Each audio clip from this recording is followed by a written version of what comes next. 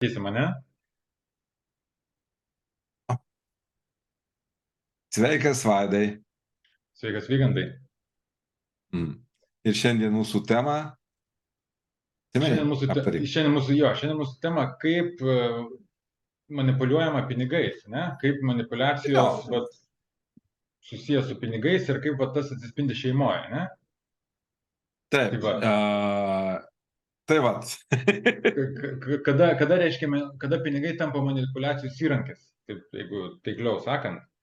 Tai va, Kada pinigai tampa manipulacijos įrankis? tai ar mes, Jeigu tai jo. filosofiškai paimtume, visada tai manipulacijos įrankis. O jeigu rimtai, tai pažiūrėkime į šeimą, ar ne? Jo, tai vat šeimoje, gal galima sakyti net, kad šeimoje, nu, vat ta pradžia, ne, nu, kaip vaikas išmoksta elgtis su pinigais ir vat ta pradžia ten ir vat tie visi ribojantys ir įgalinantys įsitikinimai prasideda šeimoje, ne? Aišku. Nu, Sakykime taip, mes išmokstam gyventi vaikystėje, ne, jaunystėje. O po taip, to tik tobulinam savo gyvenimą. taip. Bet kalbant apie konkrečiai pinigus, Vaidai, ir tai, ką kalbam dabar, tai kaip jais manipuliuojama, vadinasi, jeigu yra manipuliacija, priimkim, kažkas kažko manipuliuoja. Tai arba vyras manipuliuoja žmoną, arba žmona manipuliuoja vyru, arba į tėvai manipuliuoja vaikais, pasimdami pinigus kaip įrankį. Jo, tai tas dažniausiai manipuliuoja kas? Tas, kuris gaunasi daugiau uždirba. Arba tas, kuris kažkokiu tai savo galių dėka valdo tuos pinigus, kuriuos uždirba kitas. Gali Jo, būti ir taip, jo. galbūt rečiau tai būna, bet ir taip gali atsitikti. Taip. Tai va, tai okei, tai gerai, tai tada paimam tokį atvejį, okei, tai jeigu, tarkim, vyras uždirba pinigų, o vat moteris, jinai vat gaunasi priklausoma. Nu, Ir tada, tarkim, jo, moteris. ir tada, nu, tarkim, bet būna ir atvirkščiai, ne, nu, kaip Taip, maždaug, taip, koks taip. procentas? Per pusę, ar kaip manai pagal Oi, statistiką? žinok, tokios statistikos aš tikrai nepakėliau ir būtų įdomu, galbūt kažkas tikrai ją darė ir manau, kad kur nors tokia tikrai daryta. Imkim, kad per pusę šiandien dieną, nes tikrai yra visokių šeimų. Šiandien šeimos labai įvairios. Gerai, nu, tai tada imam kaip ir abstrakčiai, taip jeigu partneris vienas uždirba daugiau ir vat, jo įtaka arba jos įtaka yra vat, šeimoje, tai kitas partneris tada jisai prisitaiko arba dėl kažkokių aplinkybių, ar ten dėl vaikų, ar ko negali dirbti, ar tik tai dirba pusę etato, ar galbūt nenori dirbti, vat, ir paskui atsiranda tokia kaip ir įtampa, ne, atsiranda toks manipulacija, toks įtaka ir tada, okei, jeigu aš uždirbu, užduodu pinigų, tai tada kaip ir mano žodis paskutinis. Kaip ir. Būtent, būtent. Paimkim taip, kad pinigai yra resursas. Taip, Ne, jeigu NLP kalbant, tai vienas iš resursų. Jeigu aš turiu šį resursą, aš juo galiu vadovautis ir daryti įtaką kitiems žmonėms. Šiuo atveju šeimoje, jeigu aš valdau tą resursą, pinigus, aš galiu daryti įtaką visiems kitiems žmonėms. Kodėl? Todėl, kad su pinigai susiję daug kas ir mūsų buitis, ir mūsų pragyvenimas, mūsų laisvės gyvenant, ar ne mūsų atostogų, labai daug mūsų malonumai, labai daug taip, dalykų. taip. Ir vadinasi, per pinigus aš galiu daryti įtaką visiems šitiem dalykam, tam žmogui konkrečiai. Vadinasi, aš jam vadovausiu. Vadinasi, aš jį galbūt kartais minkšta forma, o kartais kita forma versiu pasielgti, kaip man patogiau. Kartais po padu bus tas kitas. Kaip? Tai kartais, sakau, bus po padu tas kitas, kuris nu, ar neturi pinigų, ar tu. Čia toksai, žinai, galbūt lieka tik tai filosofinis klausimas, jau naudojant žodį filosofinis, tiesiog klausimas. Ar jis save taip įvardina ar ne, bet kuriuo atveju jis priklausomas nuo to kito žmogaus, jeigu jis neturi kitų resursų, kurie galėtų priešpastatyti būti pinigams, ne? Okay, tai tada, vat, ką daryti žmogui, kuris, nes vis tiek, jeigu tokia va, situacija santykiuose yra ir laiko, tas, kaip sakyt, laiko atkarpa didėja, metai bėga ir tada prasideda tokia įtampa, kada vat, tas, kuris uždirba, jisai kažką sako ar kažko nori, kažkoks poreikis, o turi būti pagal jį, važiuosim ten ir ten, darysim tą ir tą. Ir tada laikui bėgant sukyla tokia įtampa teisingai.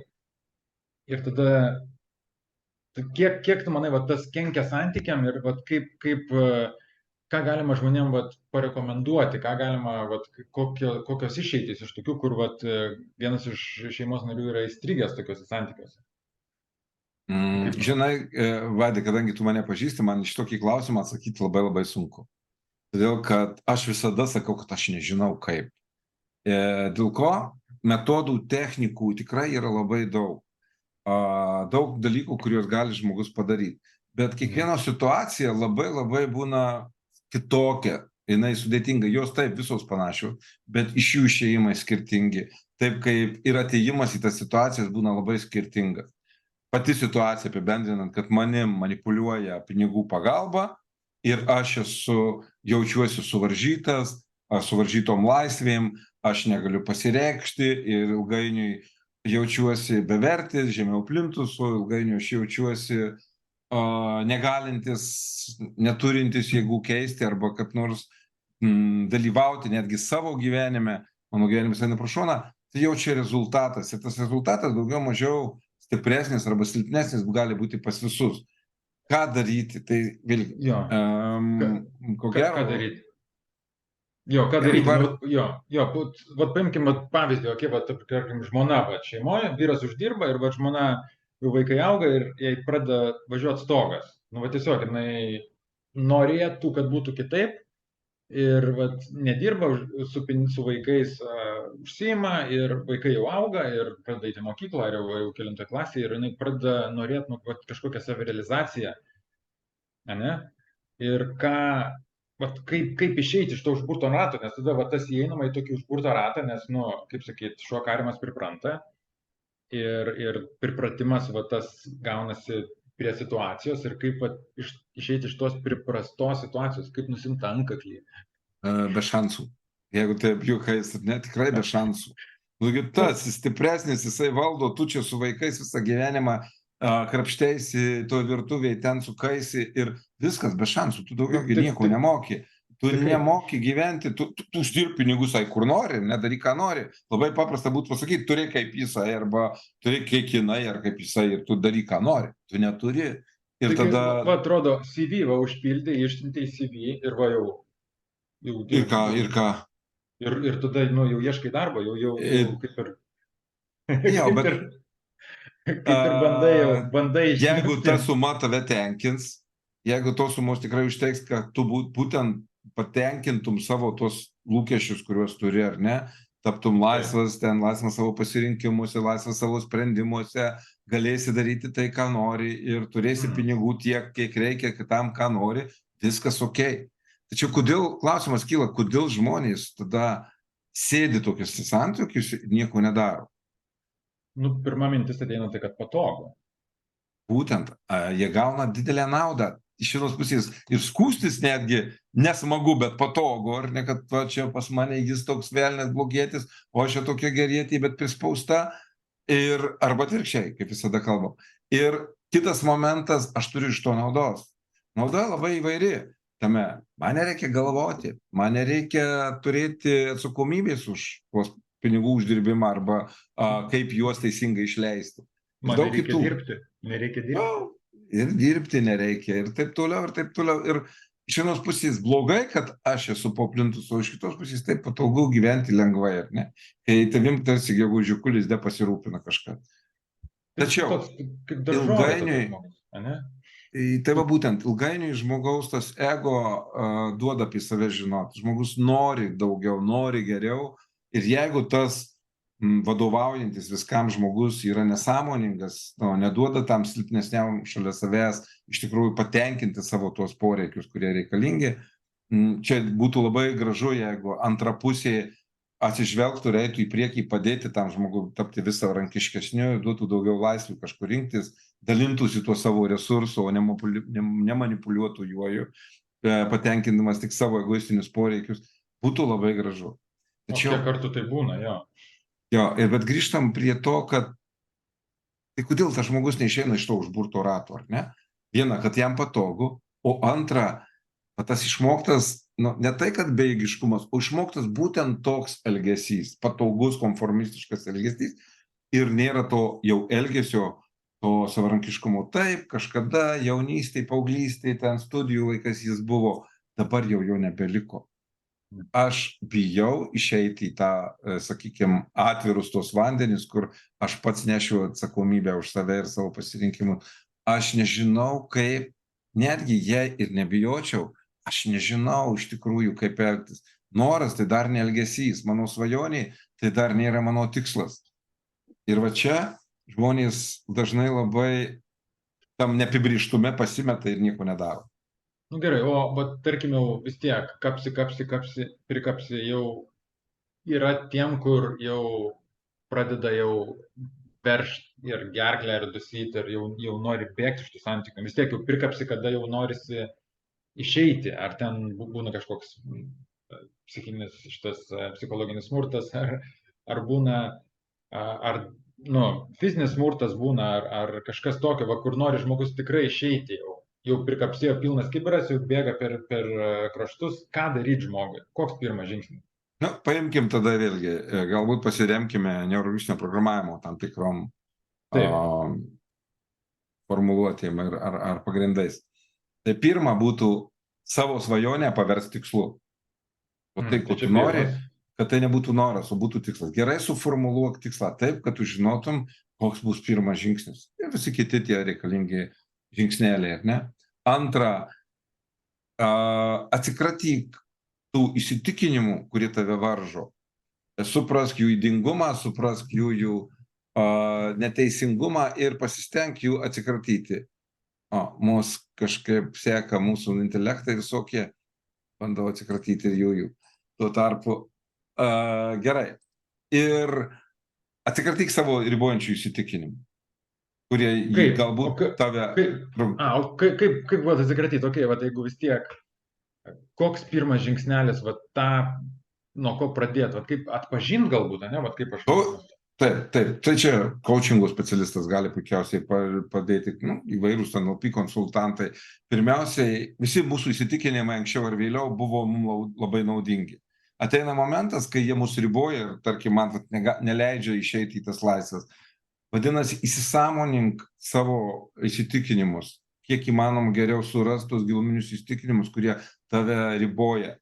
O po to jau yra įvairios technikos, kaip galima juos susitvarkyti, kaip pakeisti įsitikinimus ribojančius į tuos, kurie tave palaiko, kurie tave stumia į progresą. Tada tu tikriausiai susidursi su trečiu dalyku, su įvairiom baimėm. Baimės kuria įsitikinimus, ar ne? Įsitikinimai palaiko mūsų baimės. Dirbti reikia ir su šitais jausmais, kad suprasti jų ydingumą, kad yra sakoma, kad reikia pereiti per tą baimę ir aš tu visai sutikčiau, kad reikia priprasti, prisijaukinti savo baimę ir pereiti. Tam taip pat yra labai daug gražių įdomių neurolingvistiniam programavime technikų. Viena tokių man stiprių ir gilių technikų, beje, čia ir su įsitikinimais puikiausiai galima sutvarkyti ir sekantį dalyką sutvarkyti elgesį naują generuoti. Tai yra herojaus kelias. Tai tikrai tokia stipri, ilga technika, kurioje viską galima pradirbti iki to, kad sugeneruoti naują elgesį. Tai čia paskutinis veiksmas, kurį reikia padaryti. Jau, kai tu susitvarkei su savo vidum, suvokiai savo asmenybę, kuri nori pakeisti situaciją, kuri yra, tada generuok naują elgesį. Sugeneruok, ir čia labai aš kalbu apie detaliai, nes čia elgesys ne tik tavo koks nors akibrukštas manifestas prieš, tarkim, antrą savo pusę, ne. Tai yra tikriausiai kaip taikiai susikurti tą erdvę aplinką šeimoje ir visuomenėje, ir aplinkoje, išoriniai, kad tu pasiektum rezultatą. Jo, iš tikrųjų, kaip norėtum, kad būtų, va, tas populiarusis klausimas, ne? Tai popieriaus lapas, užsirašyti, ko nori, svajonė, noras ir stebėti įsitikinimus. Ir kitas yra realiai svajot ir galvot, kaip tu norėtum, kad būtų, kaip tas naujas aš turėtų atrodyti, ne? Greitai labai, nes mums liko visiškai nedaug. Davai, dar kartą. Sužinoti, išsigryninti savo norą, vidų ir suformuluoti gerai savo tikslą. Tikslą ir detalius, smulkius tikslelius, ar ne? Tada suprasti, kas trukdo, kokios baimės, kokie įsitikinimai. Pasistengti su jais susitvarkyti, vienam arba su specialisto pagalba. Sugeneruoti naują elgesį, kaip tu elgsis ir kas būsi toj naujoj situacijoje. suderinti tai su aplinka. Viskas ir pirmin. Super. Tai va, tai tikiuosi, čia buvo geri patarimai ir radot kažką savo. Ir O jei nebus baigėsi daugiau. laikas. O, ai, ne, tai bus Tiek. daugiau. Ir baigėsi laikas. Tvarkoj. Na, taip. Tai ačiū tau, Vygantai. Ir kaip visados gale mūsų pokalbio kviečiam į NLP mokymus, kur tokių įrankių galite išmokti ir dar daugiau galite išmokti. Ir mes tuos įrankius kartu vienas ant kito praktikuojam. Ir kaip aš juokauju, atsiranda nauja tokia alternatyvi šeima, tai NLP šeima. Nesakyk, taip labai skamba. NLPistai. Nu, taip skamba, bet, nu, čia jau per tokią, per tokį... NLPeriai, sakyk, ne NLPeriai. NLPeriai. NLPeriai. Tai esmė, kad, ko aš noriu pasakyti, kad kai žmogus atsiveria ir vat, pradeda kalbėti apie problemas ir kitas žmogus atsiveria ir vat, atsiveria tas toksai, kaip lietuviškai, pažeidžiamumas, vat, nueinama į pažeidžiamumą ir tada tas pažeidžiamumas, vat, per tą galima susijungti ir tada visai kitas lygis bendravimo. Tai kviečiam į šitą tokią šeimą, įlipti į tą laivą, iš kurio išlipti bus tada jau, kaip sakoma, ką išmokai. Negazdi. Ką išmokai, jo, ką išmokai, pečių nenešiosi. Tai va. Tai va, ačiū Vygantai ir ką tada? Viskas. Šiandien iki tiek. kito pokalbio. Ačiū, iki kito pokalbio. Atlenta, čiau. Palauk. Dar įrašinėjom.